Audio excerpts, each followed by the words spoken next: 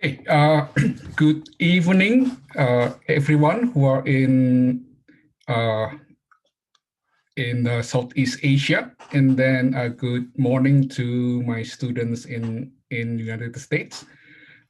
Welcome to our first class meeting. I'm excited with this class because with this summer course. It was supposed to be done last July, but then the COVID. Thank you for that. So we have to do it in October now, and thank you to IPB University for organizing this course. So today we will learn a little bit on the introduction, a little bit about sustainability, and then we'll talk a little bit about sustainability in agro-industry. Okay, so this is the agenda. My name is Dr. Justinus Satrio. I'm Associate Professor in Chemical Engineering.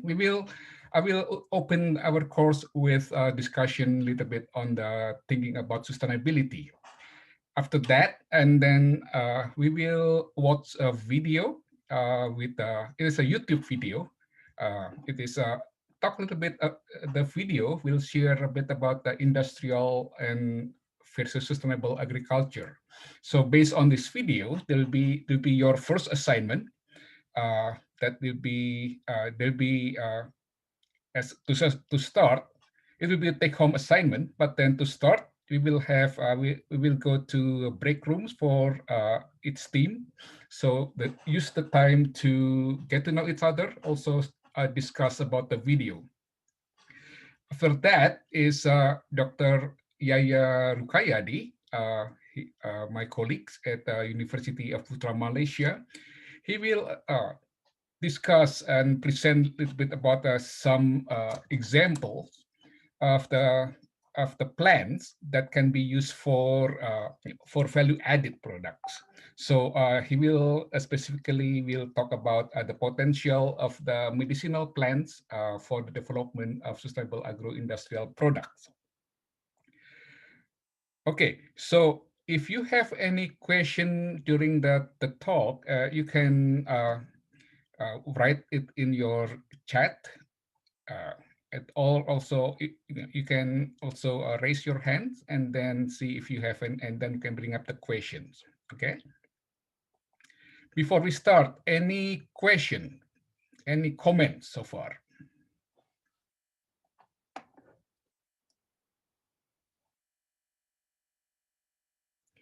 Okay, so let me introduce myself first.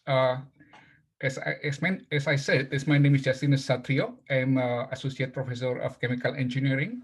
From my accent and my look, probably you know that I'm originally also from Indonesia, but then I came to United States many years ago for my advanced education, and I got all my degrees at Iowa State University in the Midwest in the chemical engineering.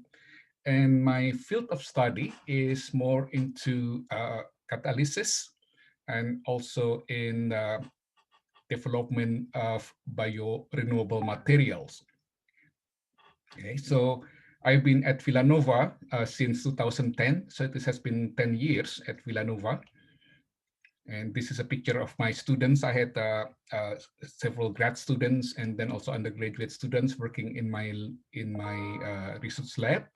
And on the right side here, this is my my first PhD graduate. Now he is a faculty in Chile at the working and as a faculty as well, like me. Okay, about Villanova University. It is a Catholic university. It is a very old university. It is founded in 1842. It is the oldest and largest Catholic university in state of Pennsylvania. So in United States, 50 different states, negara bagian, or like provinces. But Pennsylvania is located in the eastern part of the country. So Villanova has about 10,000 undergraduates and graduate students, at various programs in engineering, liberal arts and sciences, nursing, business, and School of Law. So it offered degrees in bachelor's, master's, and PhD. As I mentioned, this Villanova is located in a suburban community about 12 miles or 20 kilometers west of the city of Philadelphia.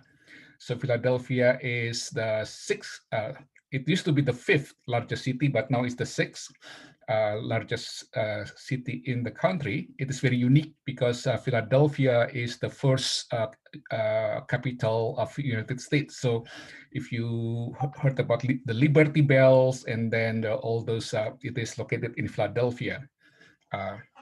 So it is also very strategically located. It is at about 2 hours drive south of New York City, and then about 2 hours in the north of Washington, D.C. So another unique thing about Philadelphia is that it has a very large community of Indonesian people. So they are centralized in South Philadelphia.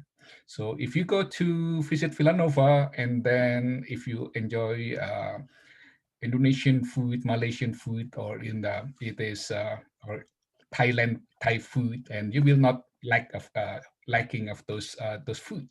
So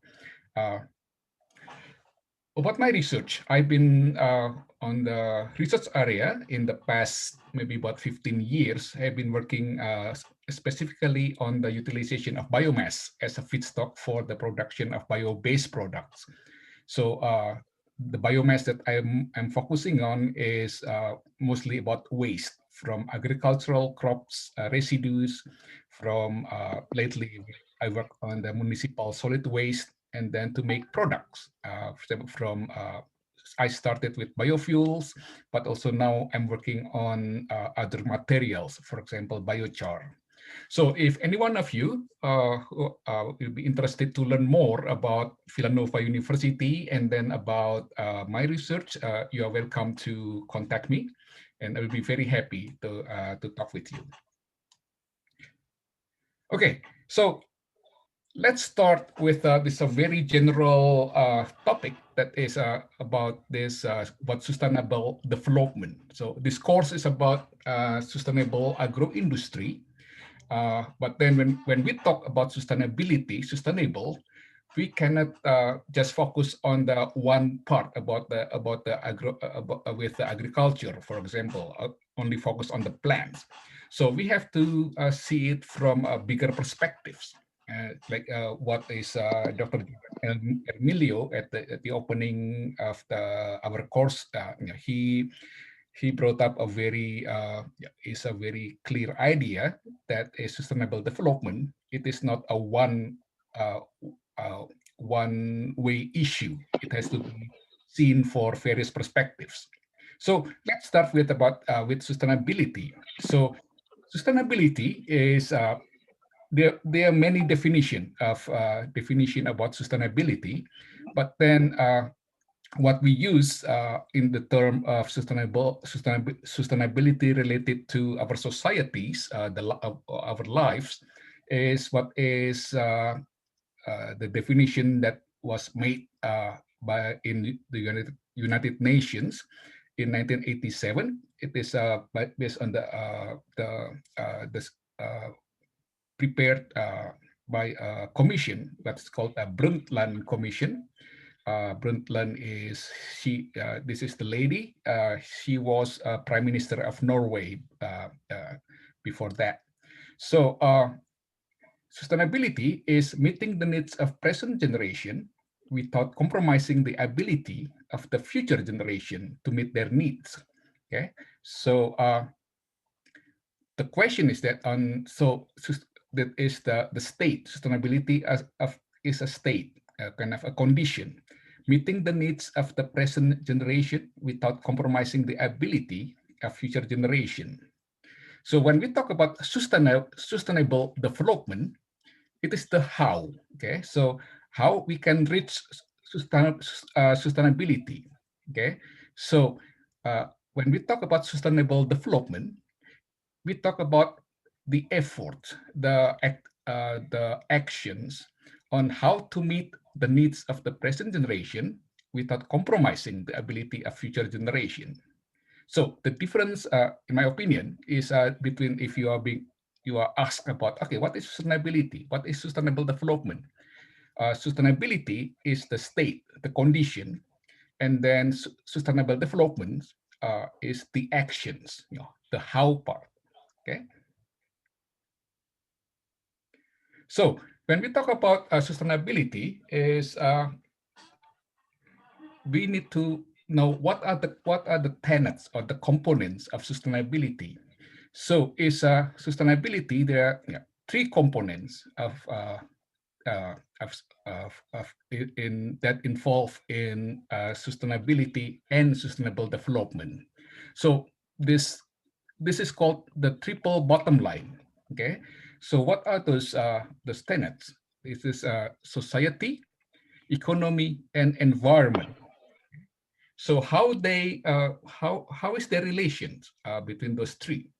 So so we can see it as the triple bottom line, where the society as is at the top. Okay, so society is dependent on is supported by economy. Okay, and then economy depends on the global ecosystem. The ecosystem is means that the environment. So a healthy society, a strong society, should be supported by a strong economy, a healthy economy. What is a strong economy and healthy economy? So healthy economy will be supported by a healthy environment.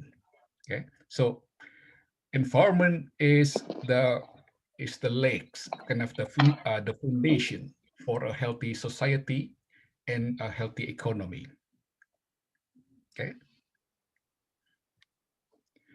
so let's talk about the focus and connections. Okay, so we know about society and then the society, economy, and the environment.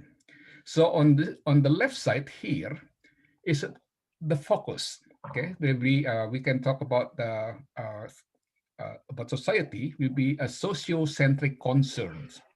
Okay, so human capital and social expectation. And then the economy, we will talk about this technocentric concern.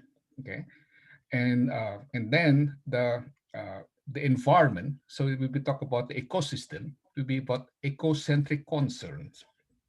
Okay, so based on this focus, we can see how are we going to do the action, but to in doing this focus. So it will be about on the society, but the social equity. Okay, and then on the economy, we talk about profit, about prosperity. Okay, and then is on the environment is about we talk about when about environment we talk about our planet, about the earth.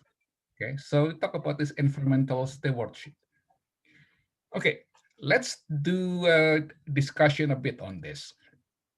Okay, so it is an open discussion.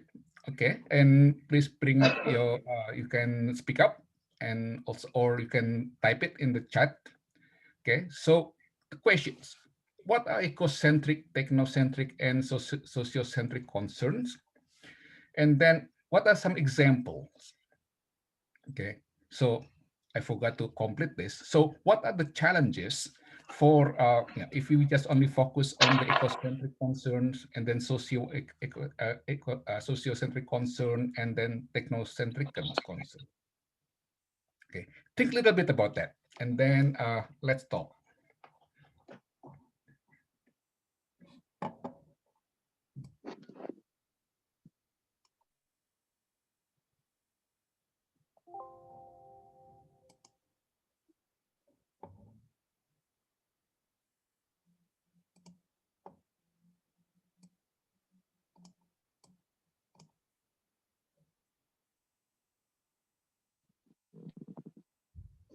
Okay, so let's talk about this. What are those centers? The eco, socio, and techno. Can anyone bring some example about what are some example about when we talk about sociocentric concerns?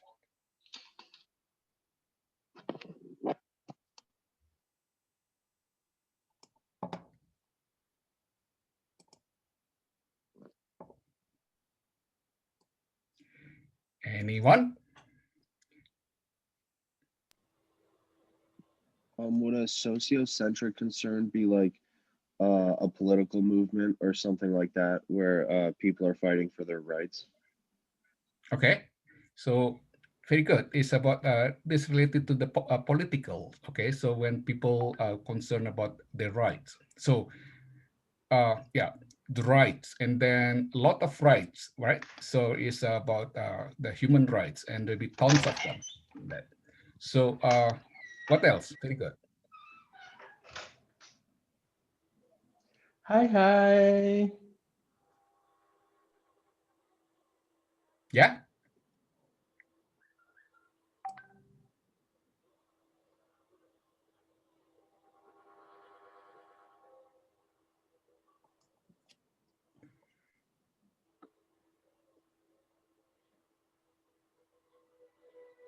So besides the politics, policies is very important.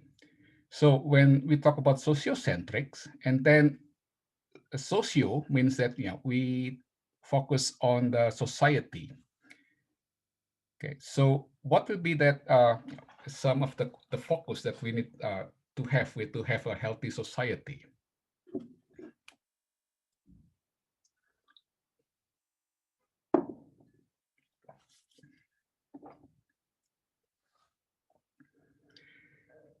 Okay, so probably then we can discuss that more in the break room later. Okay, some ideas that I have is about sociocentric concerns. That would be probably about the, as I mentioned here, the human capital, and then the social expectations. It is when we talk about social expectation, we will talk about cultures, about the culture. That's one of them, and then the background is the social expectation, and then human capital. Around the world, they are not created equal, right? There's the sociocentric concerns in Europe or United States will be different from the sociocentric concerns in Asia, for example, in Japan or in Indonesia, in Malaysia. This is based on the locals. Dr. Emilio mentioned about locals. Okay, I think the same thing also with the technocentric concern and ecocentric concern. So this one is basically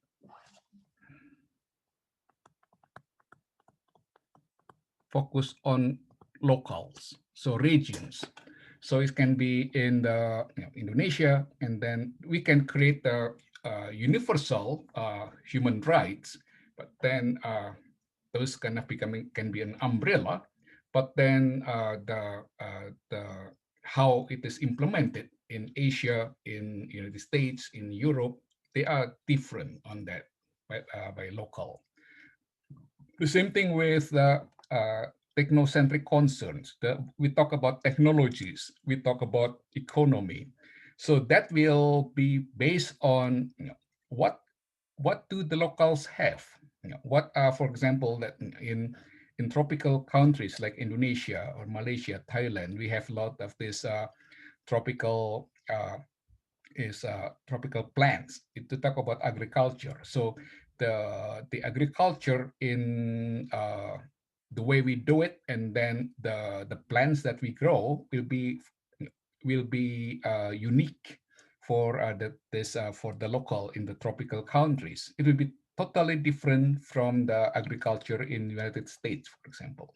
So again, when we talk about this focus and then about is on this the three components, we have to think about we can this we can think global, and then we can think also in locals. In my opinion, locals are more important. Okay, so the connections. Okay, when we talk about the connection, is there's social equity. Hang on, I will change that to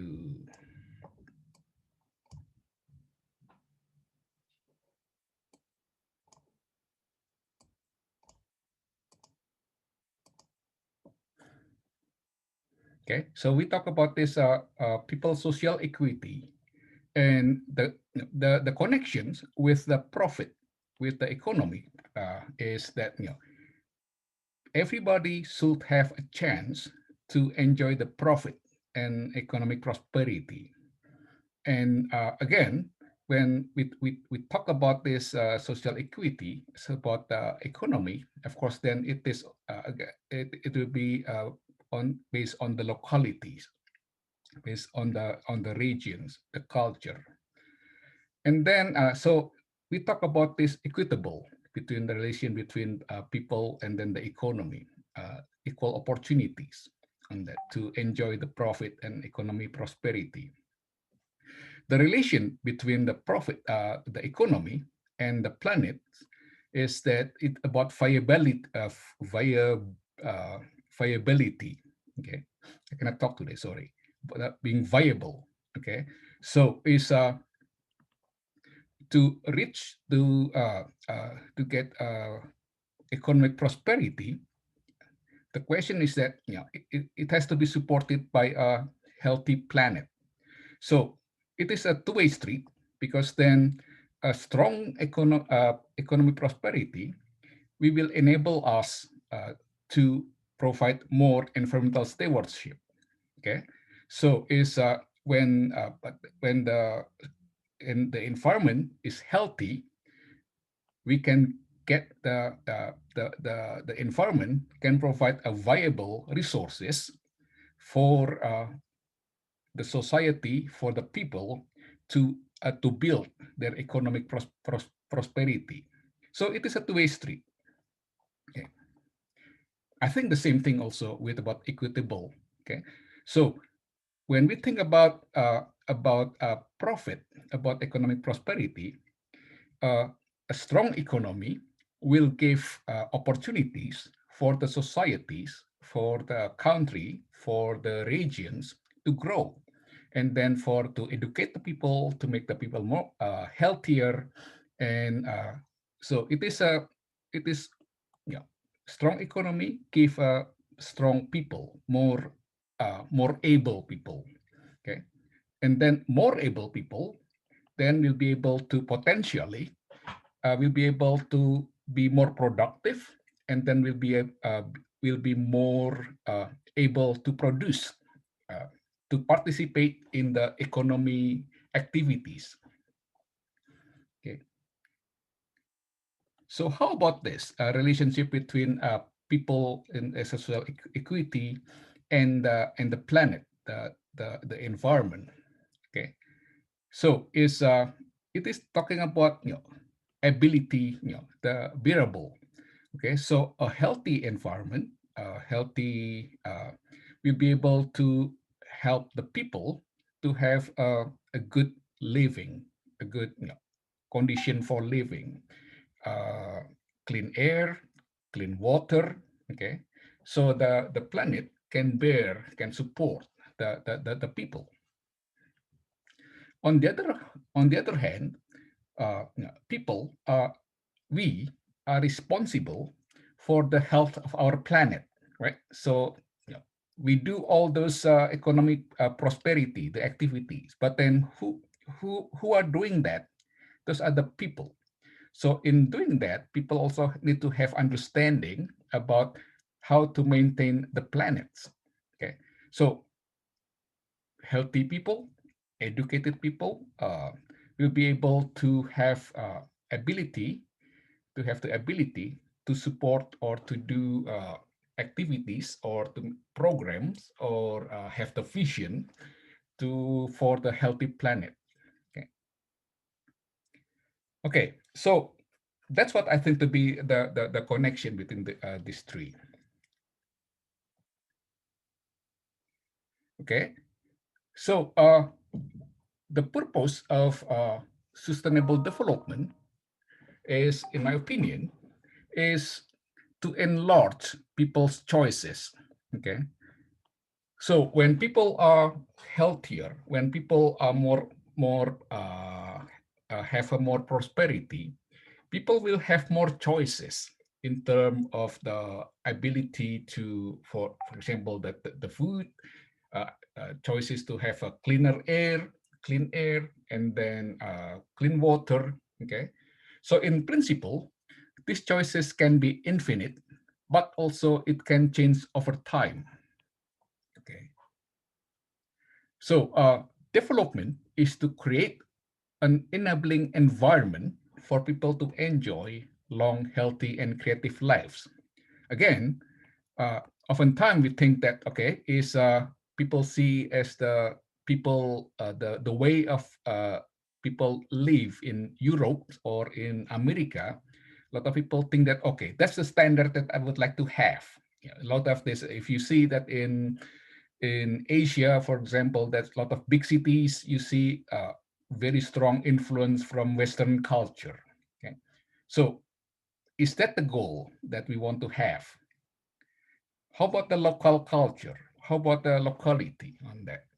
So think about that as well. So it is, I think it is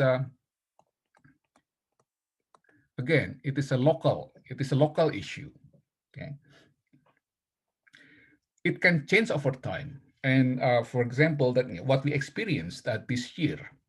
Okay, so we have this sustainable development, but the COVID forced us to change our way of living, and then people say we wait for the going back to normal, normal in quote. So normal means that our lives before the COVID, our lives back in until last January. So the question is that is our lives now, are we, is it a temporary life that is we're waiting for the normal, or is it already a new normal? Okay, so probably that is I don't think that COVID will go away fully. So it changed the way of living. So our choices changes. Okay, we used to have a class meeting in person. Okay, and then but then now is we make a choice that is to have classes via online on that. So that's that some we adapt. Okay, so for this is for the development to be sustainable, we need to think about the effects of economic development on the natural resources. Again, the key is that our environment. Okay, so this is just another definition about sustainable development is the desire to enhance the quality of life. Okay, so the quality of life is the first one that in the previous slide talking about increasing choices, and I think having more choices also it is an expression of having a stronger quality of life. We have more choices. Okay, so quality of life in terms of the social life supported by economy, and then the quality of environment. So okay, quality, when we talk about quality, uh, not only about the society, but also economy and environment.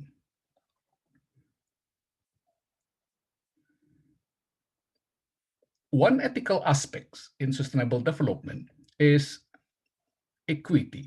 Okay, so and then who will enjoy this sustainable development, sustainable life? So the key on on the ethics of sustainable development is that it has to be enough for everyone, and this the last one that is very important, forever. Okay, so it means that we have, when we do our living now, we have to make sure that we got it enough, but then just enough for every one of us. But then we have to make sure that our future generation, our children, our grandchildren, our grand-grandchildren, to enjoy what we have now. Okay, so that one. Okay, so when we talk about the ethical dimension on sustainable development, it must be built on the concept of equity, fairness, and justice. Okay, so to get this, typically we have to have the people who makes all this, good people make the policies and regulations. Okay, so that influence decision in the way we build our development. Okay, so this Friday we will talk about some design. Okay, so when we build this, do the design for sustainable development, we must think about these components. Equity is that fairness and justice. Okay, so any questions so far? Any comment?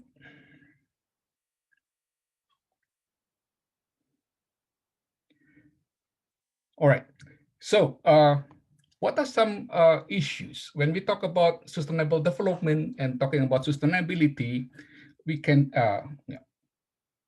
there will be always issues. There's issues in the society, issues in the economy, and issues in the environment. So they are all, we will learn that they are all interrelated. So, for example, that some of the issues with environment, I choose this because environment is the foundation of sustainability.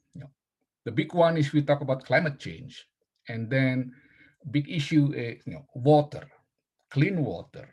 Right now is at least 1/3 of people around the world still do not have access to regularly to clean water.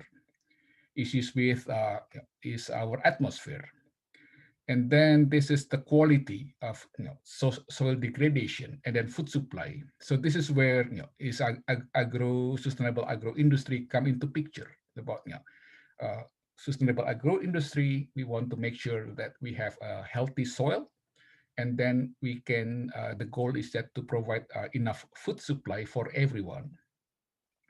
And when we do agro industry, agriculture, are we paying attention about the wildlife, the animal, or the plant species? Are we keeping them? Are we make sure, are we making sure that they are still alive? For people in the countries that have oceans like Indonesia, so and fishery, so it is a big issue. Okay, big issue on this is plastics, for example. Okay, and then toxics, from the manufacturing, from the textile industries, for example, and then from chemical industries, is or even from the medicines that we take. There are toxins, chemicals, not good chemicals that contaminate our soil, contaminate our water. Okay, so that is an issue. And then, well, in the big picture, in bigger, that is the depletion and degradation of natural resources. Okay, so natural resources can be the, again, that including the water, energy, and then the agriculture.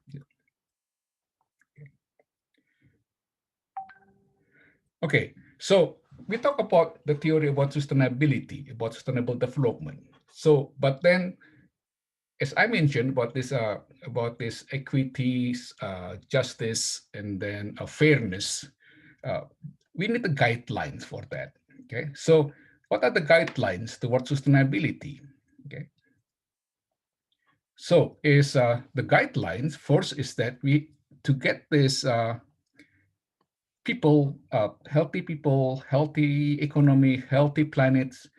we have to see social development not only from one perspective, but from this several perspective. We have to see it from the social aspects, from the technologies, from the economy, from environment, and then from politicals or policy.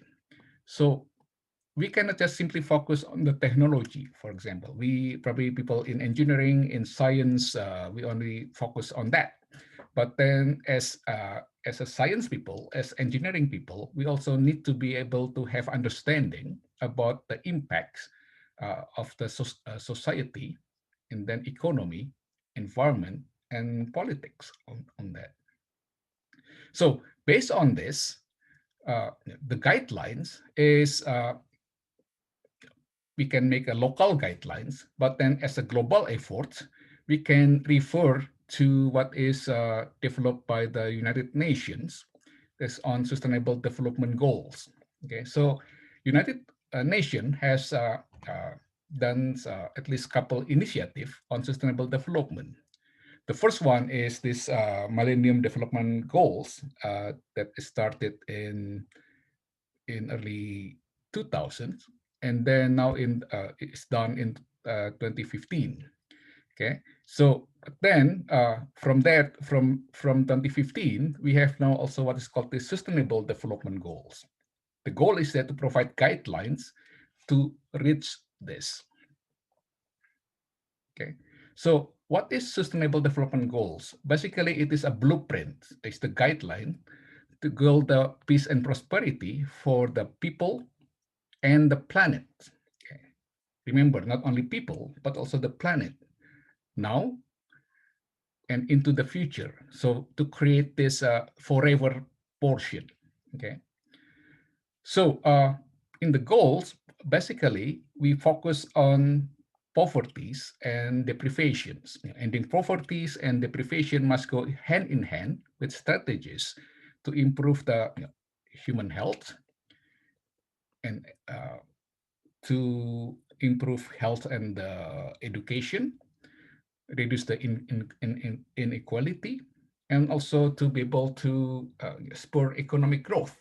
Okay, in doing that, we have to make sure that we are tackling the climate change and working to preserve our ocean and forests and lands. Okay, so that's the goal. I'm sure that you all already know this. It's just a review. Uh, about the Sustainable Development Goals, we all know there are 17 of them. Okay, starting from no poverty to about partnership for the goals. So is basically the idea of this is the hope is that this is a global effort that all the countries in all everyone in the global partnership uh, will work together to on this sustainable 17 goals. Okay, so the goal is that it will be we will reach the goal by 2030. The 2030 for however, I don't think that we will reach that. There's a recent report about this 17 goals. I think I will send you the file about it. That is, we are still far away from reaching this the goals that was set up in 2015. So we can divide those 17 goals into focusing on the society, the focus on the economy, and then focus on the environment, okay, and also on the policies. So in working on your project later on, use these guidelines as the basis for thinking about, okay, how the technologies, how the idea about the changing the policies, for example, will affect the society, economy, environment, and also whether we can change. We need to change the old regulations, or are we going to make a new regulations on that? Okay, when we talk about sustainability, then for human to keep living, for the earth, for the plants, for the animal to be healthy and keep going living, we cannot separate it from what is called this water energy. Sorry, it's supposed to be plus foods nexus. Okay, so nobody can continue living without water, without energy, without foods. So is water energy food nexus is really go hand in hand with the goal for sustainable development. Okay, so it goes two way. Okay, so uh, a healthy, a sustainable development, a development that is sustainable uh, based on the people, economy, and the planet should be able to provide sufficient enough food, water, and energy. On the other hand, that is in providing this the food, energy, and water is if everybody get a healthy enough energy, water, and food, so these people will be able to be active, to be productive in supporting the of sustainable development. Okay, so water, energy, food nexus is central. So when we talk about sustainable development, we cannot ignore the need for water, food, and energy. Okay, so sustainable agriculture, we know that is agriculture is the largest consumer in the world in the for the fresh water resources. So we need to think about that is on sustainable agriculture is that where does the water come from? How can we provide enough water for our agriculture? How to prevent our water from being contaminated from agriculture activities? For example, is the runoff of fertilizers causing contamination of water. Okay, we need about 25% of energy used globally is expended on food production and supplies. Okay, so is we need a lot of energy to have sustainable agriculture. Okay, so the question is that then in providing this energy, what kind of energy? Okay, so we talk about sustainability, about the healthy environment. We know that climate change is caused by emission of greenhouse gas effect, greenhouse gases, methane, CO2. Those mostly come from the production of energy, from the consumption of energy. Okay, so when we talk about sustainable agriculture, when we talk about producing food and supplies, we cannot ignore the energy that is needed to for these agriculture activities. The question, what type of energy, and that's why we want energy that doesn't contribute to the degradation of our planet. One key, when we talk about water, energy, food nexus, we need to have what is called this integrated approach. Okay, so we cannot just focus on just the water. We cannot just focus on the foods. We cannot just focus on the energy.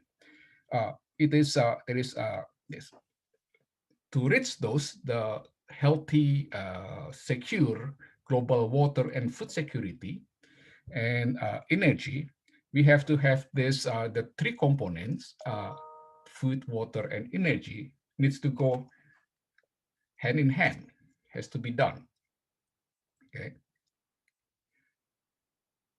So when we talk about water, energy, food nexus, it is we talk about the access for safe drinking water. When we talk about energy security, access to clean and reliable and affordable energy. And then for the food security is the available access and utilization and stability.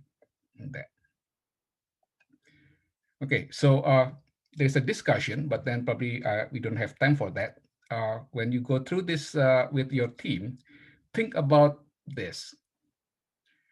From the next perspectives, what are the roles of water, energy, and food to other components of for the other components?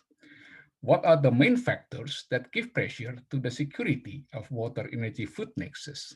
Okay, so that is related. To your sustainable agriculture for sure. Okay, so think about as the food. Uh, Here is the source is the center, but then you can replace this the water resources with available food. And then so how this effect of this the food security, water supply security, and energy security can be achieved. Okay, so in general, I answer my own question here. So the factors affecting the security of water, energy, food nexus is the increase of urbanization. That is, more people move to the cities and basically leaving behind the agriculture activities. So is the impact is on the higher demand of energy, but also fewer people working on agriculture, and then demands on the larger middle classes. So the need for higher need, use more energy, use more products. And then the third one is the population increase. So those three components, the three factors really put pressure on this water, energy, food nexus. So this will be our focus also. Okay, so question so far.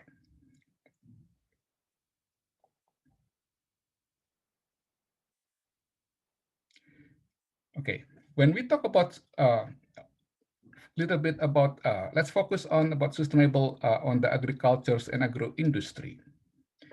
When we talk about agro industry, well, we talk about typically on the start with the seed, the germplasm, and then the planting.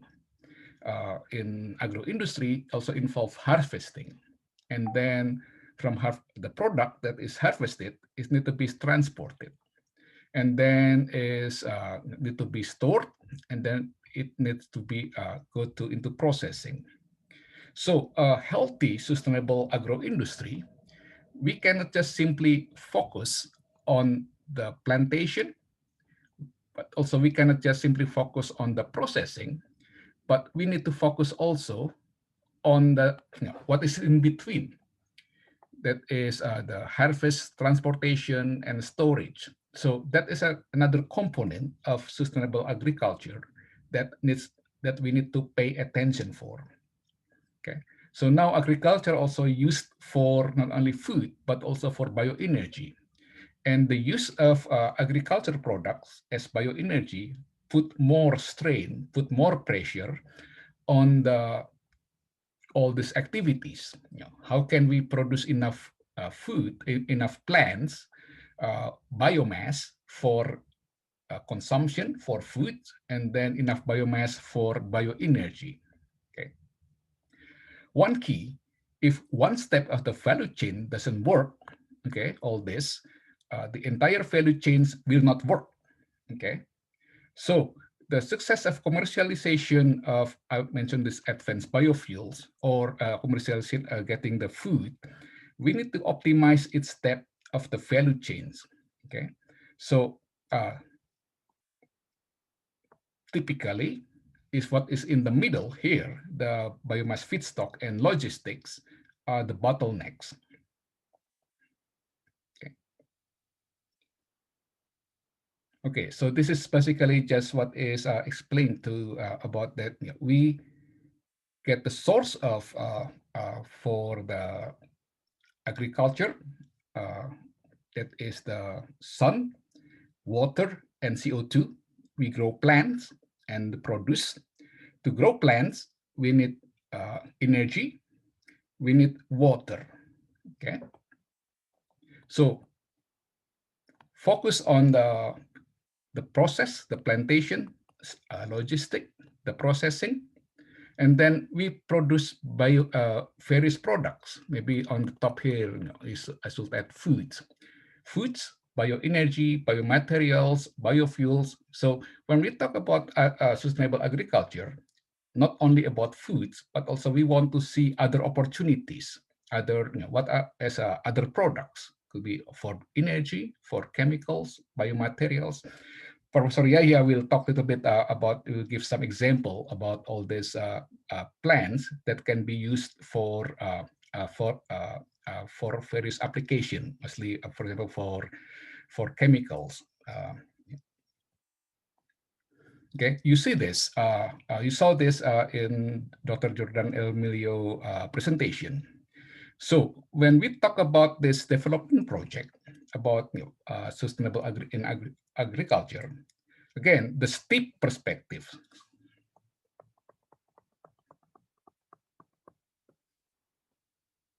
So the social, this involves the community participation and then the willingness to support.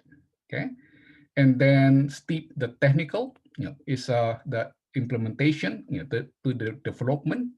Okay, and then the operation and the management. Okay, and then the design and construction. So you will learn that on Friday. And environment, water source, for example, quantity and quality. Not only water, as we maybe the air, the land. We need to add that into this. And then the economy, okay, about and then the politics, from policy codes, and then external support, or maybe even disruptions. Is could be to have a healthy development project. We need to have a healthy political condition. Oh, also, when talk about this agriculture, sustainable, we think also about who will be the clients, who will be the consumer. This consumption behavior. We can see on that also when we do the design. We need to think about who will be using that. How is the behavior of the consumers.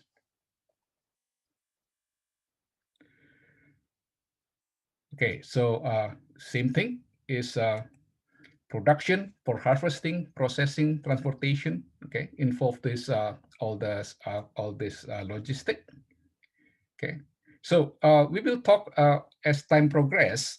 We can apply this, or for example, on the life of coffee. I know that is on. We will learn about chocolate, about tea, but then on coffee. Okay, so for the life of coffee, of course, then start from the growing, harvesting, and then processing, the trading, transportation to the consumer, and then the processing from the raw beans into processing into the roasting, and then grinding, brewing, and then the consumption.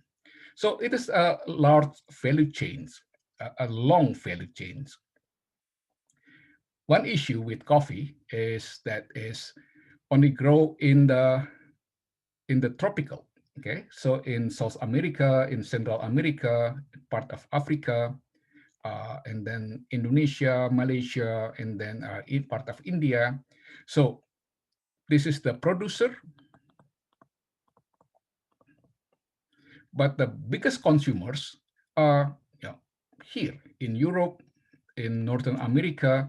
They are the biggest consumers. So logistic is a big issue on the coffee. Okay. All right. So when we talk about the coffee, I will not go through this, but then just to give some thought about sustainability of coffee. We need to think about the inputs from the water, about energy and raw materials, and and then we can focus on various stuff on the coffee production, okay, and then on the coffee processing, okay, what are the materials that is needed to process coffee, and then the distribution and transportation, okay, and then the consumption. Okay, so coffee maker production, coffee, the glasses that we use, and then various activities in the preparing the coffee from the raw to ready to drink coffee or ready to eat coffee based products, and then the end of life. In the end of life of coffee, what is how we manage the waste on the coffee itself, and then the packaging, okay, and also involve the behavior of the consumers. The idea about recycling, okay, also composting, landfilling, okay. So from all these activities, when we talk about the life cycle of coffee, it will be there's the products, the releases to there is air, water, and soil. Or this waste, the result of the activities will give degrading effects to the quality of air, whether the quality of water and soil. Okay, so ideally, we want to make sure that the quality of air, water, and soil are not affected negatively by all these activities. Okay, so this is about the impacts of unsustainable coffee production. Okay, so we talk about global warming, and then climate change, and then the quality of ecosystem, and then the quality of but natural resources. We talk about this energy material that is used for supporting the coffee production or packaging, transportation, and then the effect on the human health, and then the use of water.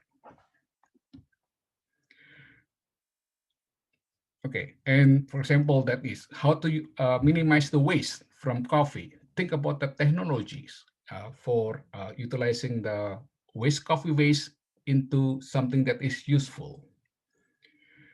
Okay, so I think I used too much of Dr. Yaya time. So the plan is that I would like to you to watch this video, but then I think that I would like just to have Dr. Professor Yaya to continue to his talk. Uh, there is a video that is on the industrial agriculture and sustainable agriculture. Okay, so we talk about the industrial farm. So it is the farming in large scale, okay, like in corporation, okay, and then compare that to sustainable farming. Okay, so it is more like think about organic, a smaller scale, done with focus on the farmers. So when this is sustainable farming is it is based focused on the farmers, industrial farm, usually thinking about on the bigger corporation. Okay, so this video will talk about this. So for your assignment, that is, would like you to work with your team, would like you to watch the video, and then you will have a time to discuss and compare what are the advantages and the disadvantages of industrial agriculture and sustainable agriculture.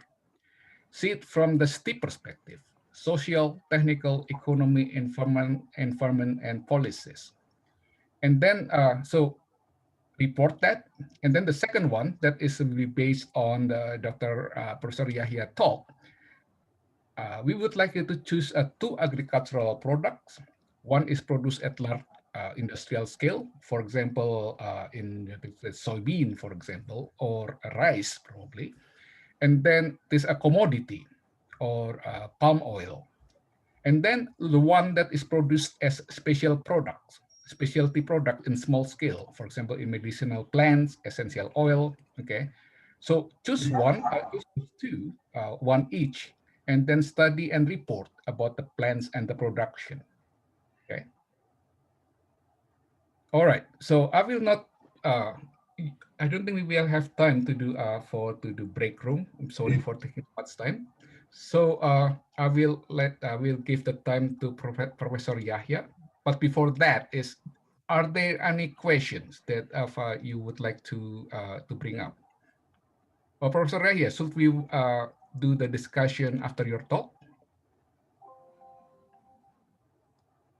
Okay.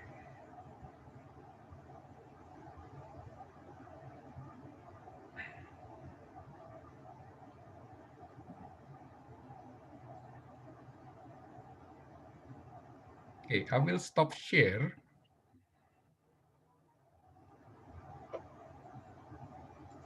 Okay, so Professor Yahya, let's just continue with your talk, and then if time, then we can have the discussion later on.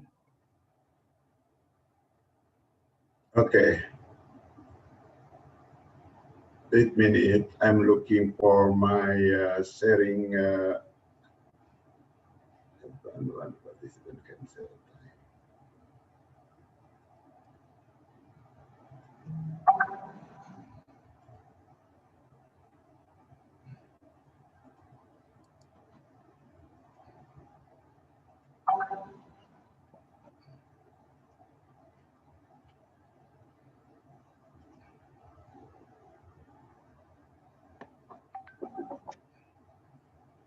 So this is my time right now?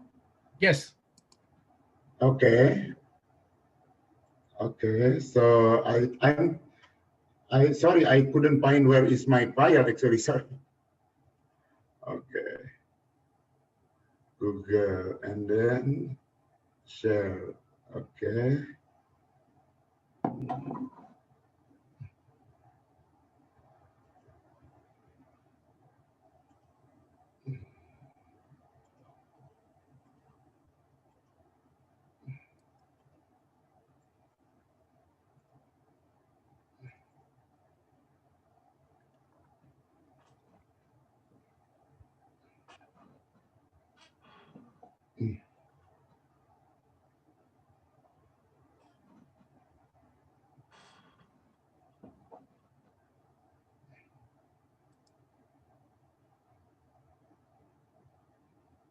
Did you see my? It's not yet, right?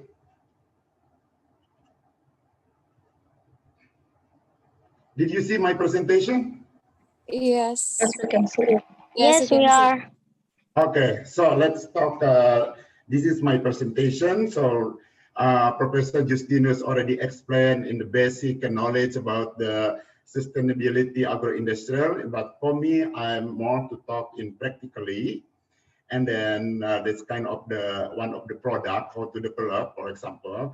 Actually, I'm not engineer. I am my majors in two major actually. The first is biology from the SIM from UPI, yeah. From I was in pendidikan biology, and I got also education in pharmacy from ITB. And then my master and my PhD is in microbiology. And then I'm feeling love to medicinal plants. So since when I was, you can see here my way, right? So I started from the small village, Sumedang, it's very famous for tofu. And then I flew to, because actually that's my education from ITB, from UPI, and then from IPB. But I did my PhD research in UC Berkeley actually. And I got special for microbial diversity course in USA, Massachusetts. And I did my postdoc in University of Edinburgh in Scotland. And also another second postdoc in South Korea in Yonsei University. And then finally, I'm a research professor and teaching in Yonsei University. So actually for me, I am more confident to speak in Korean rather than in English because I speak Korean fluently. So do you want me to speak Korean? Of course, no, right? Because not everyone understands about Korean. Okay. This is my what I did before 2011. I always involved in two institutions. One is research center, and another one is faculty. Faculty is for teaching. Research institute is for doing research. So before 2011, I'm joined Bioproduct Research Center or BRC, and then I'm teaching in the Department of Biotechnology at University of South Korea. And after 2011 until present, my research in Institute of Bioscience, and I'm teaching in Department of Food Science, Universiti Putra Malaysia, in two subjects. The first subject is functional food. The second subject is advanced food microbiology. Yeah. So actually my focus is in tropical edible medicinal plant extract, yeah, and I call tempe, not tempeh. Tempeh is the food, but tempeh is tropical edible medicinal plant extract. That's my word actually. And I focus to Southeast Asia, but since last year, now I focus to another region in the world. But I want to talk about focus in Indonesia, Thailand, and Malaysia. Yeah. So this is our faculty. And this is our laboratory natural product or natural medicine right now already changed. This is my work. So I always collect some medicinal plants. Yeah. I also from student, hello, student from Thailand, can you read your writing? I was with one professor in Konkan University. So I have some collaboration with Konkan University, with Mahasarakam University, with Walailak University, also with Assoc University. All is about a medicinal plant. So this is a medicinal plant from northern part of Thailand, and I collected. And I saw one day I went to Medan in Sumatra. There is some medicine. There is about 300 medicinal plants together, and they said this medicine is for everything. It's very interesting for me. Is this correct or not? And then I bought some sample. Yeah. So that's my work. I sample to the market, to the traditional, I make collection, and then finally also I make some extraction with green extraction because to be sustained. So I use a green extraction process, and finally I got some extract library. From that, so from extract library, I test all the extract for many like antimicrobial, anti-cancer, anti-inflammatory, anti-diabetes, whitening agent, anti-acne, many things. So this one is my interest, yeah. And then so from sample collection to go to extract library and screening for bioactivity and isolation, and then finally application, functional food, pharmaceutical, personal care, and functional cosmetic. So I want to share with you my personal experience with the team, of course, from the farm to become product and to become in the market. Yeah, so this is very interesting. So actually, I'm not really. I'm the mostly in. I read so from the science aspect, not to call in the general aspect. Yeah. Okay. So this one. So from sample collection, got extract library again, and we got a lot of publication and patents. Yeah. For screening for this one. So and then if you got already a lot of publication, we can make product. Work together with industry, yeah. So I don't really like actually as royalty. I always sell my patent, yeah, because sell my patent and then one time I got money. But if I got royalty, if I succeed in the market, I will get money. But if not succeed, I will not get money. Better to send the patent, yeah. So I have some patent I send to the company. So this is I want to look at it here. Why I'm interested in medicinal plant, as mentioned also Professor Justinus, that we need some healthy, we need food, we need something. You can see the industrial uses of medicinal plant, yeah? So medicinal plant for phytopharmaceutical, and then also health food in this, and then a new drug, traditional medicine, and many things so we can hear. So I want to focus in the talk about potential of medicinal plant for development of sustainability agro-industrial product. I know all the participants here is not all engineer. Some I saw some chemistry, some from agro-industrial department, and also from food science, and also from phytochemistry. So to that, I want to remind you what is medicinal plant actually. Yeah. Medicinal plant are plants that have recognized medicinal use. Yeah, that's medicinal plant. And then why medicine? Why plant actually? Actually, I used to work with microbial. I used to work with something from the sea. Yeah, when I have a project about drug from the sea, and I am also from animal. But for me, I'm really my personal reason, I'm very much with medicinal plant, yeah. This one. So actually, if you see in here, how many are used actually? Look at it here, 75% of bird population depend on traditional herbal medicine actually. Yeah, 75% is used actually. Even in United States, 10% of prescribed drug have primary component extract from plant actually. Yeah, and 20% of our common medicine contains some compound from plant as well. So you can see number one, approximately 25% today prescription drug come from plants, and only 15% come from species have been screened actually, little bit, only 15% for medicinal purposes. So most plants come from the tree, from the tropic area, because you know in the tropic area we have no limitation in climate, we have no limitation in sunlight, so photosynthesis always happen. But if you go, for example, in Korea during winter, there is no leaf, the plant is like dormant. So I think right now in United States must be very beautiful autumn.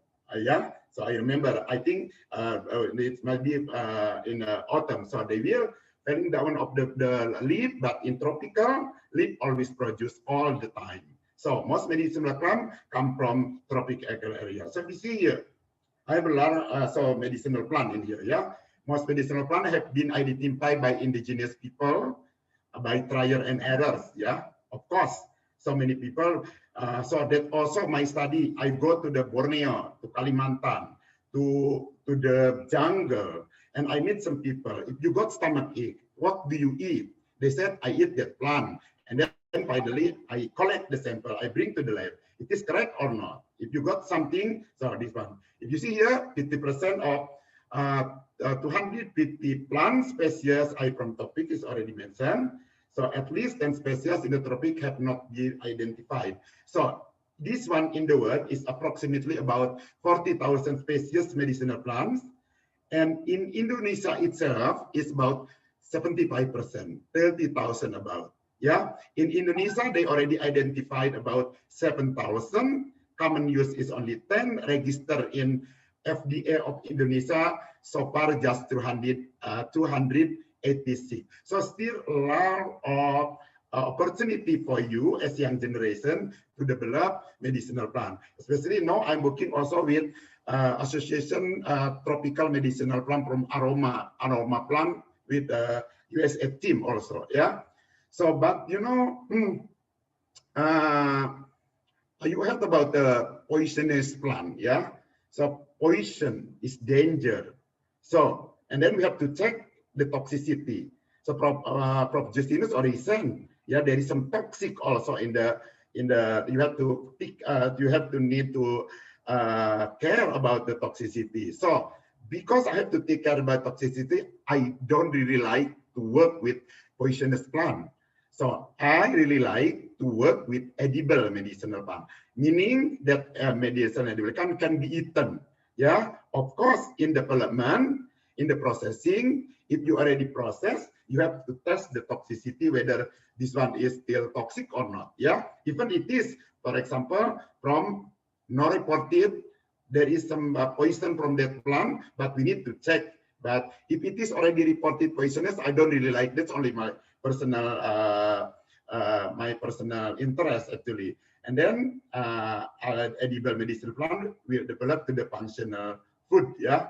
So you can see here, functional food is global market. Wow. So this is increased. You had it here billion, and they estimated 2023. And you heard about the functional food, right? So functional foods mostly come from plant. Yeah. If you see here also, in the US functional food market size by ingredient, 2014, 2025, so many billion actually. It is a big market actually. That big challenge for you, big opportunity if we can develop plant for functional food.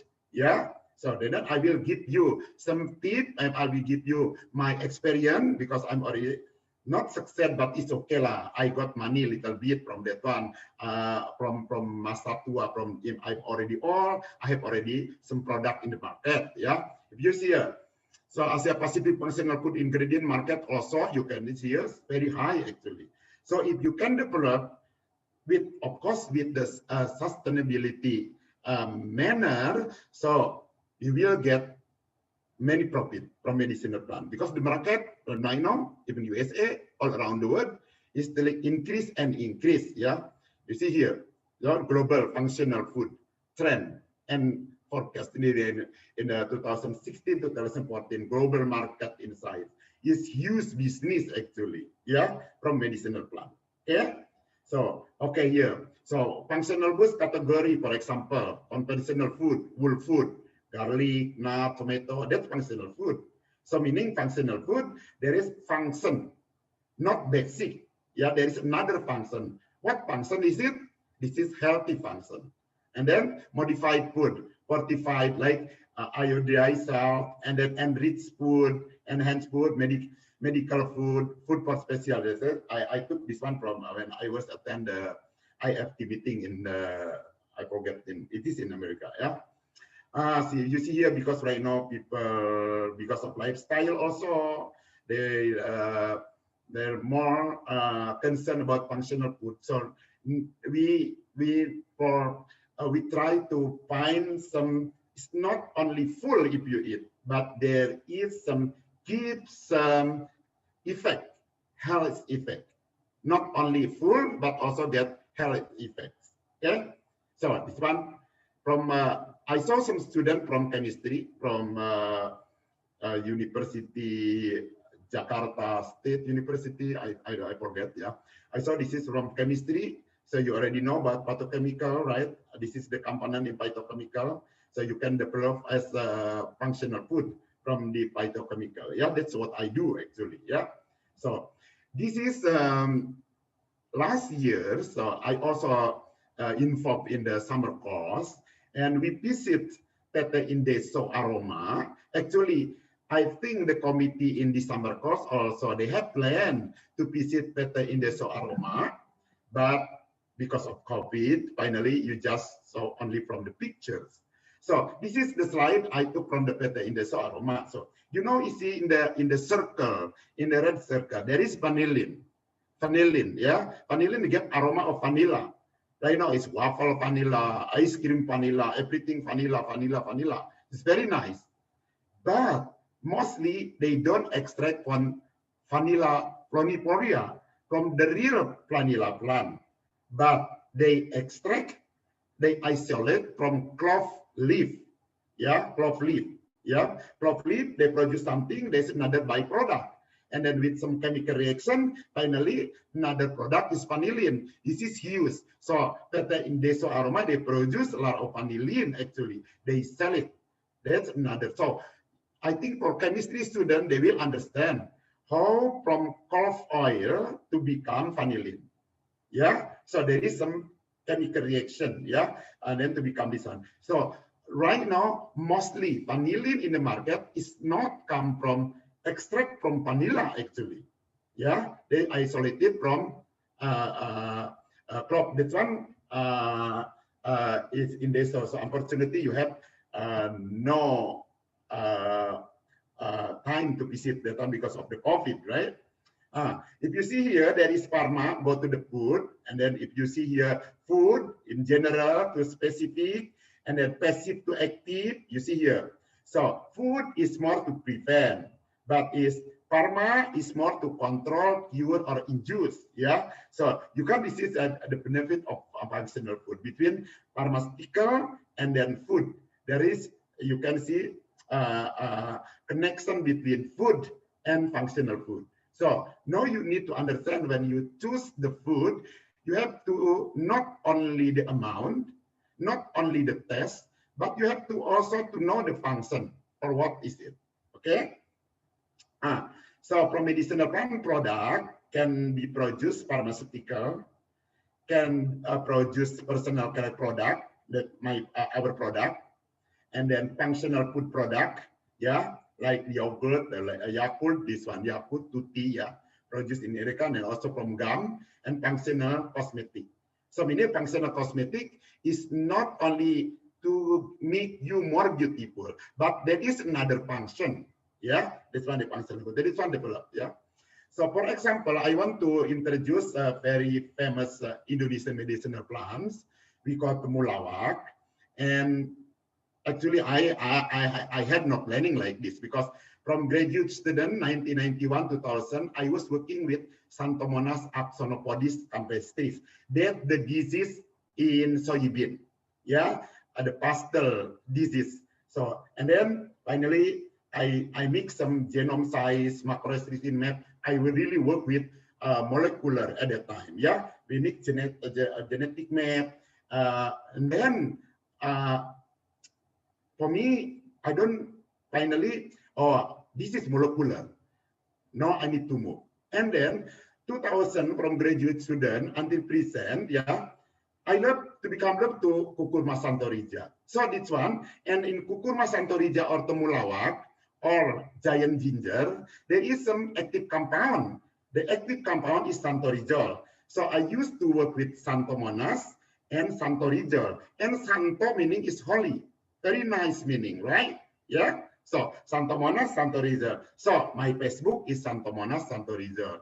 If you want to follow my Facebook, you want to be friend, you want to discuss about medicinal plant and how to develop medicinal plant to become product, please add my Xanthomonas santorizol. That's my Facebook. So we can be friend and we can share our knowledge and my experience. Yeah. So this is Curcuma santorija, in Indonesia temulawak, in Korea yellow curcuma, in China giant curcuma, in English is Java turmeric. Yeah, it's different from turmeric. Yeah, genus curcuma, species Curcuma santorija. The family is Gingiberraceae. Yeah, that one is Curcuma santorija. Actually, traditional use main ingredient of jamu. I think for Indonesian jamu is common because jamu is like herbal medicinal plant. So this is main ingredient. All jamu product contain Curcuma santorija or temulawak. Or from American, probably have you heard about Ayurveda? That jamu is like Ayurveda in India. Or in Korea, they call hanya, hangguk, nyak, ak. It is medicine. Yeah, medicine like this. And Thailand, I forget. Yeah, from Thailand people they teach me what is the Ayurveda or jamu or medicinal plant. So this plant has a strong antioxidant, has hepatoprotection, protection from heart, anti-inflammation, anti-cancer, anti-diabetes, antimicrobial, lipid metabolism to reduce weight, and then caloretics, lowering cholesterol. Yeah, this one. And then if you see here, chemical constituent, there is starch, curcumin, volatile. If you see here, there is very important compound in Curcuma santorija or temulawak, we call santorizol. Yeah, that's one the chemical structure. The santorizol is different from curcumin. Yeah, curcumin give yellow colors to the turmeric, to the temulawak, to any kind of curcuma species. Yeah, but santorizol give bitter taste. If you compare with turmeric, turmeric is yellow, lot of curcumin, yeah, curcuminoid, yeah, but it's not bitter, yeah. Turmeric is not bitter, so that's why turmeric is more for spicy, yeah. For example, to make something curry in India, you put in India, it's very important actually, that curcumin. But curcuma, that one is curcuma longa or curcuma domestica. But here is Curcuma santorija, it's very bitter. Yellow, the same. They were curcuminoid. So the bitter contains santorizol. But in philosophy of Korea, bitter is medicine. Yeah, in Indonesia as well. Pahit adalah obat. Bitter is medicine. Yeah, so meaning that why Curcuma santorija is more to medicinal plant rather than to spicy. Yeah, if you make, for example, birthday, making some nasi tumpeng by Curcuma santorija is functional, but nobody want to eat because it's very bitter. Yeah, because it's content of santorizol. Yeah, so santorizol itself, you can see here the yellow color is curcumin and bitter taste is santorizol. And this is belong to sesquiterpene, terpenoid. Molecular weight is 218. No color, no flavor, non-volatile, heat and pH stable. Even you autoclave, no degraded, very good, yeah, in application, but it's a very bitter. Okay, so this one, what I do, yeah, from look at it here. I'm from agriculture also. This one is, if you see here my slides, so started from Temulawak field. It is in Central Java, Tembalang. Yeah, Tembalang is Central Java, is the center producing jamu in Indonesia. So I work together, collecting with the farmer, and then mix some powder. Yeah, mix some powder, and then make the drying and everything. This one, and then I bring to a laboratory, try to extract the santorizol. Why I choose Central Java? Because, you know, if you talk about natural product, for example, curcuma santoriza will grow in Japan, will grow also in Korea, but the activity is different. Why? Because the active compound that's such as santorizol is depend on where is it actually, depend on the climate, depend on the soil, depend on the environment. So the even temulawak spread out all around in Indonesia, but the best temulawak based on the santorizol content is in Central Java. Now I understand why in Central Java a lot of jamu product actually. Yeah. So unfortunately, student from United States, student from America, from Thailand, you have no experience. Actually, we want bring you try to drink jamu, Indonesian medicinal plant in Bogor. Yeah. Hopefully next time we will have some opportunity. Okay. So I produce one doctor here. Yeah. Isolation, discrimination, santorizol, yeah, at different age, yeah, because it's depend on the age when you have to harvest. The harvest, Prof. Justinus also mentioned, harvesting is very important. Will decide the quality of the raw material, yeah. And then I found that 9 months is best for harvest temulawak in terms of high santorizol product, yeah. And then santorizol itself, I already published, has antioxidant and anti-hyperglycemic, anti-adhesive, estrogenic effect, meaning estrogenic postpone menopause, skin anti-aging, anti-mosquito, nephroprotective, yeah, for REN, and then from REN, there's some hepatoprotective, relaxation, and then anti-cancer, anti-inflammatory also. If you see here, look at it here, our experiment and our lab, like control, we induce the mice, yeah, and you got cancer. Look at it in figure number B. This one is figure number B. They got cancer, and then we treat with santorizol with 2 micromole and 6 micromole, and then the cancer disappears. So meaning santorizol has anti-cancer actually. Yeah, so good actually. This one. Actually, I have a lot of publication in here. And also here, estrogenic effect of santorizol. So meaning for women is very important if you drink temulawak. Why? They can postpone menopause actually. Why? Because the activity of santorizol. Okay. I have a lot of publication. They have anti-candida I published in very, very good journal. And also look at it, santorizol can combine with ketoconazole and amphotericin actually to treat some candidiasis people use, or you got some disease because of fungus. They use ketoconazole chemical and amphotericin, and they can combine. So the concentration of ketoconazole and amphotericin can reduce if you add some santorizol. Yeah, and also here they have some opportunistic filamentous, and also here. Santorizol also has strong anti-malaria, anti-dandruff. Yeah, that's my publication also. And then also santorizol has very strong, has good activity against oral bacteria. So meaning what is it? That santorizol has anti-cardiogenic activity. Yeah, because cardiogenic, if you see, if you got some dental caries, it's because activity. First colonizer bacteria, Streptococcus mutans, Streptococcus sobrinus, Actinomycetes viscosus. And we compare in here, look at it. The MIC minimum inhibitory is very low actually. Yeah, it is acceptable. And then if you see here, we compare, for example, santorizol, MIC is only 2.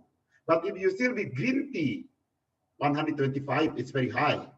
Carvacol, eucalyptol, eucydinol, thymol, suminerin. And we compare with chlorhexidine, for example, is antibiotic, vancomycin, hexamidine. Look at this is comparable, but it is natural product. This is come from nature. They come from temulawak. Yeah, this is the plaque penetration. I cannot explain it very well. I think most of students don't really understand this one. But also, when you check the halitosis, malodor in the mouth, yeah, when you use treat with santorizole, so the bad breath or halitosis malodor can be reduced. Yeah, we have very good data. And you see in here, we compare with santorizole, look at it here, with santorizole, and we consider triclosan. Triclosan is active compound in many toothpaste and essential oil. That is, the bacteria grow in essential oil completely in any section. But you know, look at it in santorizole. Full section is only full section, depending on the concentration. Triclosan is weaker. Yeah, so meaning santorizole is better. And we try also to cut the santorizole, for example, OH cut, change with acetyl. So we call acetylation. It's not active.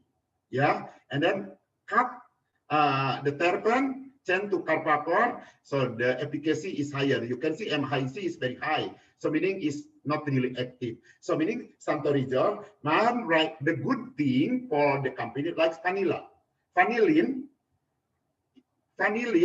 no can synthesize from what is it? You can make from clove leaf, but so far santorizole cannot. Yeah, there is no technology yet. I think our knowledge is lack to produce santorizole. So meaning santorizole only can be extracted mostly come from temulawak or Cucumis santoriza. This is good news for come from the farmer in Indonesia. I help the farmer in Indonesia. They sell to Korea. They import to Korea. Why? Because santorizole mostly there is another found in another plant, but it's not as high as in Cucumis santoriza. Okay, so this is our product. Yeah, actually in Indonesia also there is some Indonesian product like daun sirih, Pepsodent herbal, but this is Korean product. That's based on our research. When I was in Korea, I do research and produce this one. Yeah, produce many hand sanitizer. In the bottom, look at it here. Flonic. Right now is very. Now I'm working with Kimia Pharma, making sanitizer come from santorizole. Yeah, and there's santorizole. This one in Korean product. Yeah, so. You know this one, yeah. Former Indonesian president invite me to come, asking how about temulawak to develop in Indonesia. And this is santorizole containing skincare product in Korea, like soap, cream, etc. Yeah, based on our research. I cannot say this is my research only because involved many students, many researchers together. Yeah, and then beyond is very famous product in Korea. That's active compound is santorizole, isolated from temulawak. Where did temulawak come from? From Indonesia. I asked in Indonesia to plant, and then they sell the Simplicia, the powder to Korea. Yeah, okay, like this. This one, that Sante, if there is still this one. So because of this one, I got honorary citizen, yeah, from Korea, because I developed many products in Korea. Okay. This is, I work also with Kimia Pharma, and last year there is Enkasari product, yeah.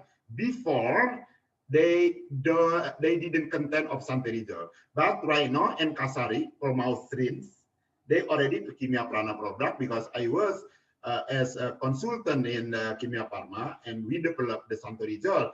Now Enkasari already contain santorizole, yeah. So if you test, wow, the product come from temulawak to become mouse rinse. That one is Indonesian product. Okay.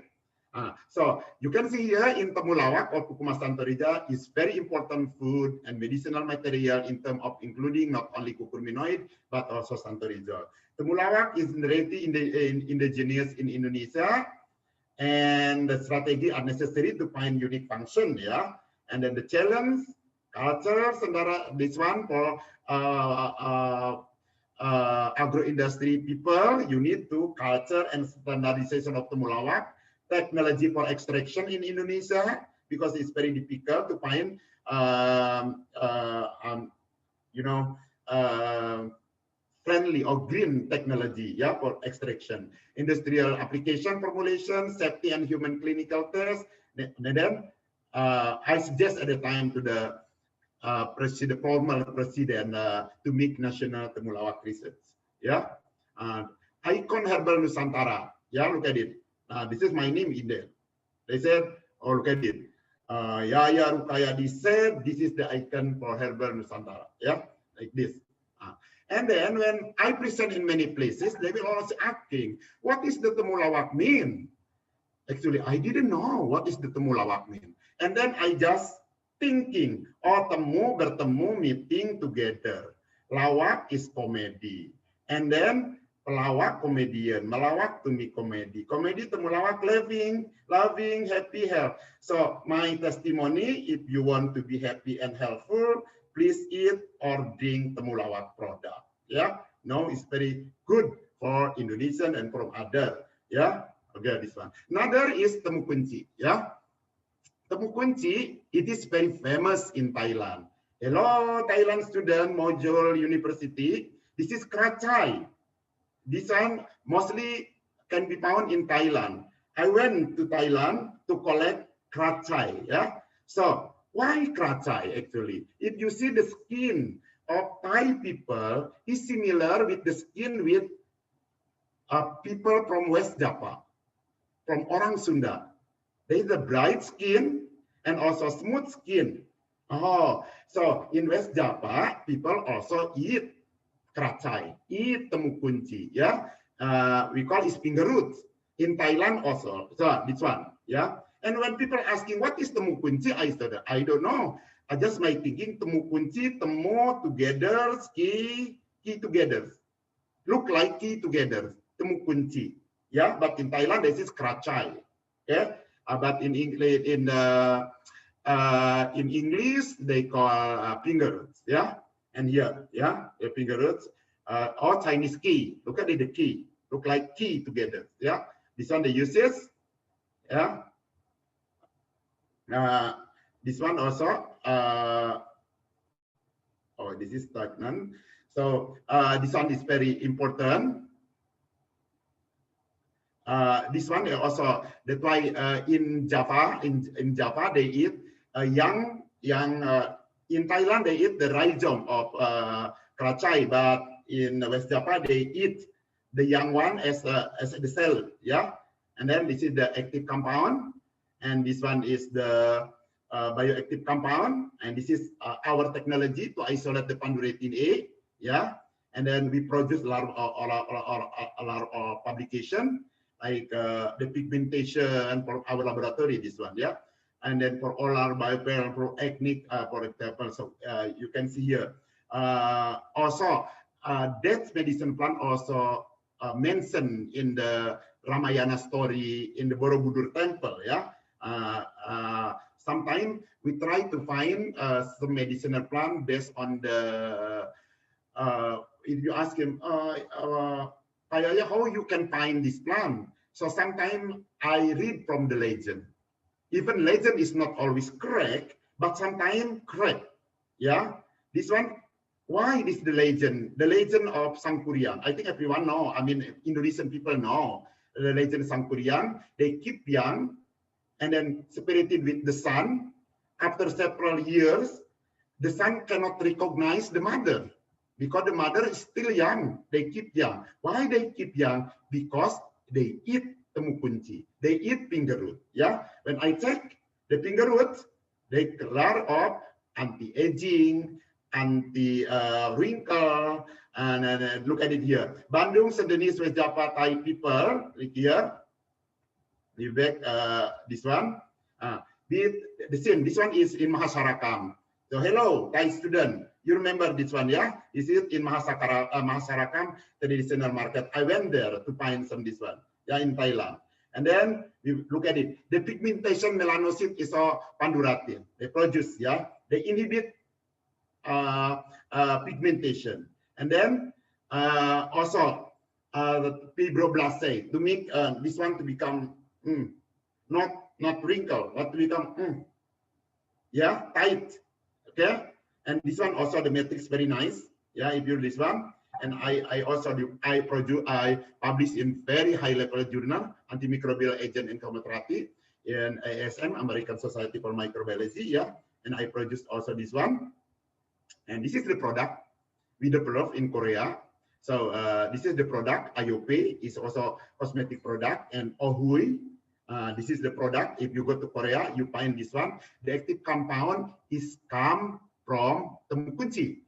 Temu kunci from where? Temu kunci from Indonesia, and we import. Yeah, today. Yeah, and then your question, why you don't make in Indonesia? We have already, yeah, some product in Indonesia. So that's why look at it here. Temu kunci is rahasia kecantikan or something. Yeah. I have to make testimony about the finger root. I said, if you feel all because they have anti-aging, eat temu kunci, Assoc. Yeah. If you think you are not pretty enough, eat temu kunci. If your partner tired to find another person, eat temu kunci, and then you feel happy. That's my testimony. Okay. Another one is the time is very limited. I want to extend, but now I'm working on daun salam or by leaf. Yeah, this one daun salam or Syzygium polyanthum is bay leaf actually. Yeah, this one I don't know. Synonym is serai kayu in Sumatra, and then this one. Yeah, I also developed this one. This one for ulcer, hypertension. Diabetes, and this one our publication. Look at it, some bacteria they go to become wrinkle because of the activity of this plant. Look at it here, like spore to become destroyed, filamentous to become wrinkle because of the activity. That plant extract is very nice. And the most important thing is, you know, that plant daun salam or Syzygium polyanthum, yeah, bay leaf in English. Yeah, bay leaf in English has very strong anti-spore. My thinking is very simple. If you eat nasi liwet, special nasi from West Java, it's never rotten. Never rotten. Why? When you put some daun salam, never rotten. You know, rotten in rice is because of Bacillus cereus. Bacillus cereus, because there is some Bacillus in that can be killed by heat actually, but spore cannot with the temperature of cooking. And then if you put some the leaf, and then the spore can be destroyed. So finally, if you want to keep long life of your rice, you have to put daun salam. Yeah, in this one. We isolated some active compound, this activity from this one. We also try for shelf life of grape, shelf life of tomato, using daun salam, shelf life of meat, and we publish a lot of publication also. Yeah, and then look at it here. This one is also very nice. Now we are developing in the product. And another one is Cosmo caudatus, yeah, because ulam raja, this one. Yeah, this was Cosmos. Yeah, it's not Indonesian plant. They come from South America, from Mexico. Look at that in Philippines, in Malaysia, in Thailand. In Java, we call kenikir. They bring by Portuguese to Indonesia and then to Malaysia. And then we develop and then a lot of product. And this is the active compound. And you see in here, has strong antioxidant after, I don't know, sawo in English, yeah. Because Cosmos caudatus or Cosmos has extremely high antioxidant activity. Number second, stronger than strawberry, stronger than plum, guava, mangosteen, orange, mango, kiwi fruit, apple, tomato. Look at it. This is very extreme. If you kill it, kenikir, yeah, it's very, this one. And then my student, Rahman, is already graduated.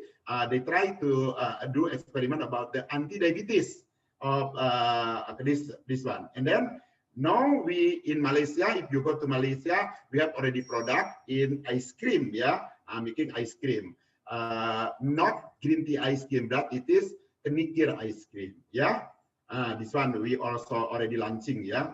This is the product, and it is we make condiment, yeah. Nasi, rice spread out with this one is very delicious, yeah. And I also produce a lot of doctor because Cosmos caudatus, yeah. And then this one, another one, no, I'm also doing with Piper Kubeba. Piper Kubeba is bigger and Piper better. Yeah, look at it, Piper nigrum and Piper Kubeba. Kubeba is tailed Piper. There is a tail. Look at it here in the tail. There is tail, different from Piper. Yeah, this one. This one is also I'm developing right now. We also look at it here. So produced in very good journal in molecules. Yeah, they say anti-carcinogenic metabolite, and then very good research actually this one. And then this one, the toxicity effect and everything, the data. I don't know, and then we try running in animal.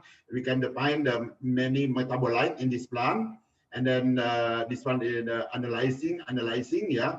And I cannot explain for you because this is have the time. And also, I think for chemistry student will understand about how is the NMR, and we have published in also in a very good journal. Yeah. So this one is some compound isolated from this one. So meaning we need to do research, we need to publish, we need to make patent, and then we can collaborate to what is it to the industry, and then we can help the farmer. Yeah, I have one student in Tasikmalaya. They already established something after they listen my lecture, and then they produce something, yeah, like tea bag, but they come from many kind of they said the what is it, the economic what is it, the seller is okay. They said Justinus already mentioned should be increased economy, should be everything, but there is to be increase in everything, safety and everything. Yeah. So if you see this conclusion here, medicinal plant is edible, nutritional value, pharmacological and other biological activity, and safe. And then they will produce some pharmaceutical, functional food, personal care. And then finally, we can conclude that medicinal plants have enormous potential to be developed into sustainable agro-industry product. Okay, if you want to contact me, so you can by Facebook, by WhatsApp, by email, we can to develop. So this is my proud actually. Last year, this year 2000, we don't have any convocation, so I produced 5 doctors, and I don't know this one, and I produced 11 master, and I produced a 6 bachelor, 1 master from Indonesia, and 1 bachelor from Indonesia.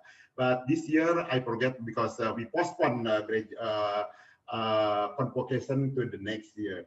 So just all my presentation, hopefully, so you can get some idea, some what is it?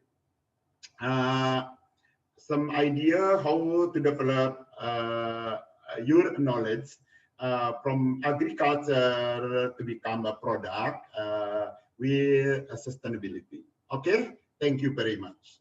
So the time I give to also to Prof. Justinus again.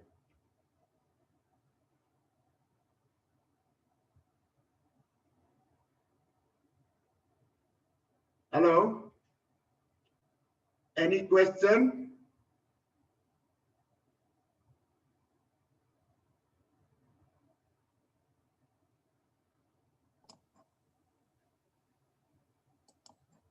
Hello, Pak Justinus. Baik, ya. Thank you, Pak Professor Yahya, for the very intensive presentation on various products. And what I learned from your talk is that there are many opportunities of those various products that can be produced from different type of plants. Maybe from many of us, many actually students in America, probably a lot of these plants that you present, that is very unfamiliar, yeah, because those are plants in tropical areas, right? But it is, I think, it is open the opportunities that is in the wealth of opportunities for products from from plants are limitless.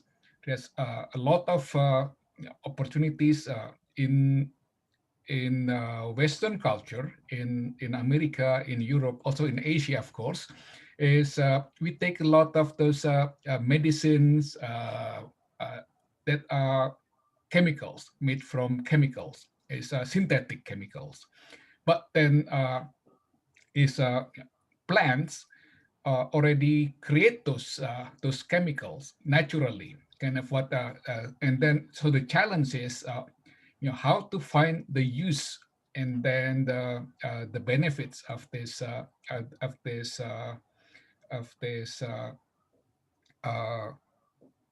medicinal plants, and a lot of opportunity to study what are the chemical compounds that is contained, what are the benefits of those, and we call it traditional medicines in maybe in Asia.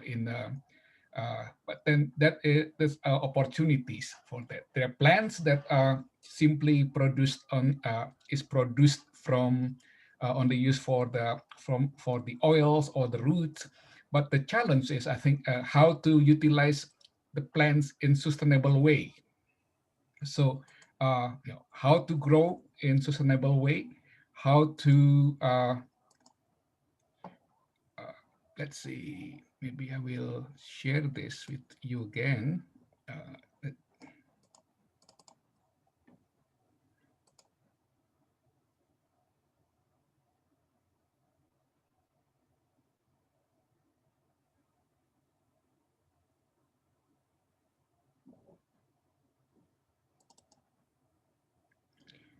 yeah. So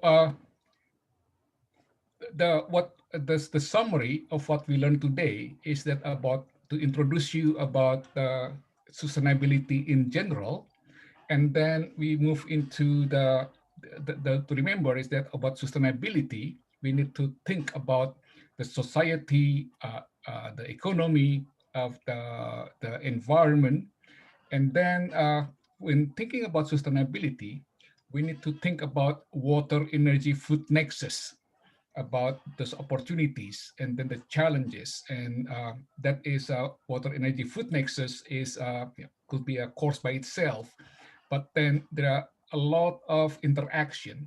So hopefully that as we are learning, as we progress, so we will start to understand about the roles of the individual water, energy, and food uh, in the sustainable agriculture. So the assignment that, just to remind you about the assignment that is will be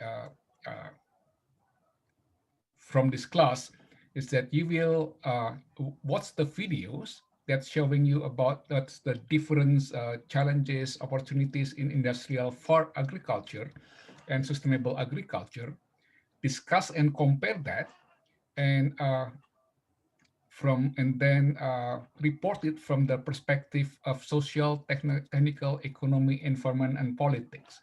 And then from each one of you, choose two agricultural products. One is produced in large scale, and one is on the specialty product. Maybe what is you will be interested of one of those plans that are shared by Professor Yaya, and you can report that.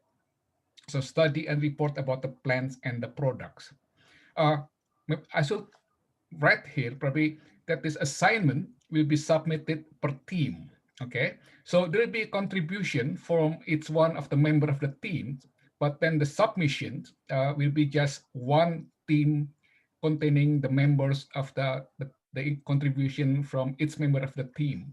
So the goal is that for you to be able to do some interaction of your team, maybe you can make plan to meet, and then you can work on your assignment first, and then to meet, and then to discuss, and then compile your work into one submission for per team.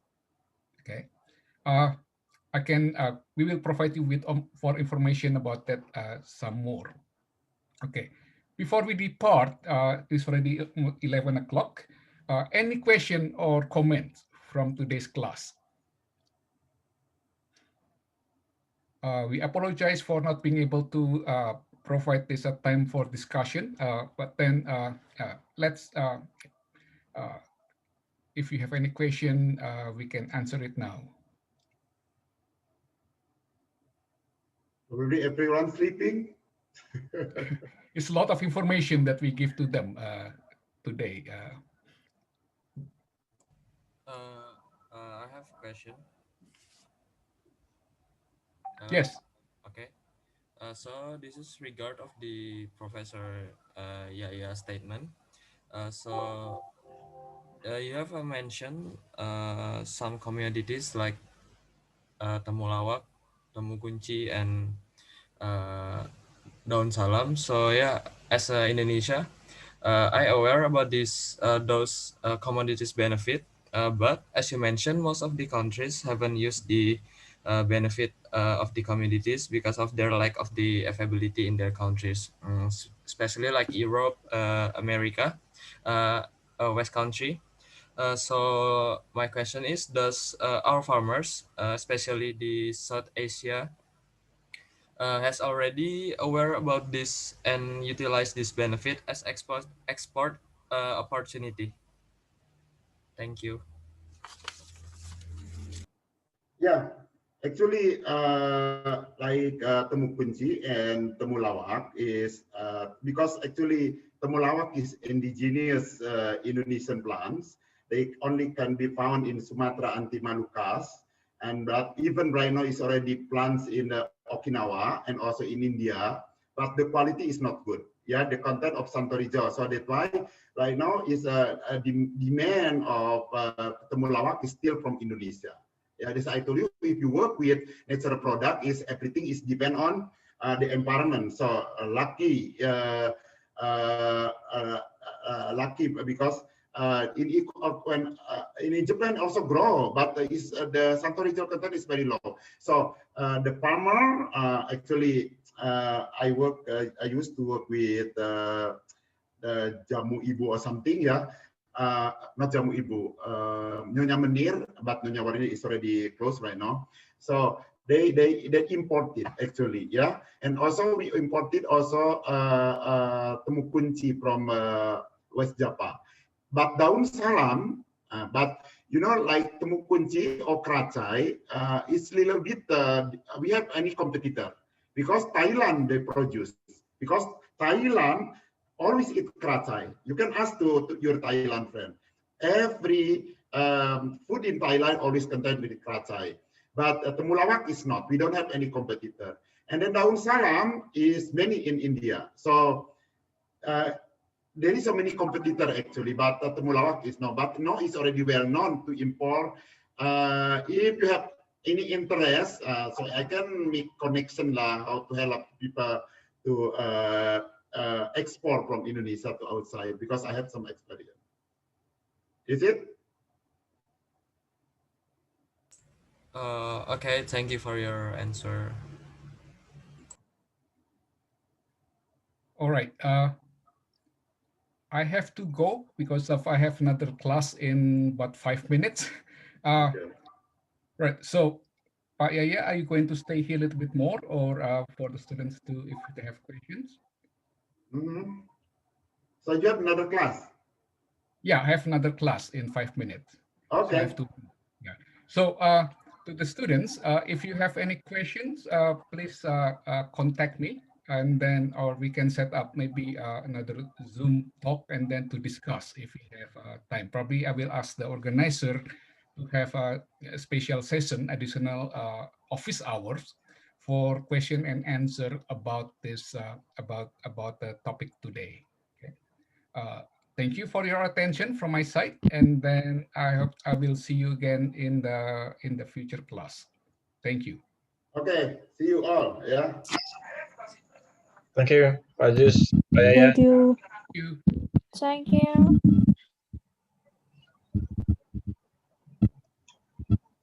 Thank you. Bye. Thank you, sir. Thank you, sir. Thank you. Thank you. Sleeping Beauty ya.